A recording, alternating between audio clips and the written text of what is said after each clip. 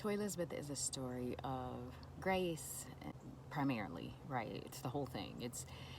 The book could easily, instead of being called TOYI Elizabeth, could easily be called El Shaddai, right? It is about God in the context of TOYI Elizabeth, or TOYI Elizabeth in the context of God. It is a focused exposition of God's grace. One of my favorite autobiographies is Death Tracks on the Road, Zora Neale Hurston. And it's highly criticized because there's nothing in it about her life as an author. That's not what she chose to focus on, and people criticize that, but it's really good, and it's one of my favorite autobiographies, memoirs ever. I'm reading it actually right now to remind myself how critical people were of the book. And so there's a lot that's missing out of TOYI Elizabeth's life, like work and a lot of dating and things like that. Most important, and the most important thing is the grace of God on our lives. People sometimes look at other people and they say, well, I don't have what they have, so I can't be who they are, or I can't do what they do.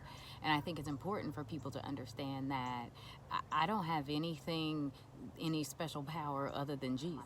It is a story of forgiveness, it's a story of grace, it's a story of resilience. And so it was important for me to write the story at this time, because it really started to wear on me that people believed that my faith or my zeal for Jesus was because I was raised in a Christian home by ministers.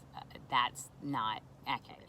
My mother became a minister when I was a young adult, and over these last 25, 30 years, she's become a dynamic, apostle. Because when I go home, people are always like, you're so lucky, to be apostle's daughter. She's just such an amazing woman of God, but she's not the woman that raised me.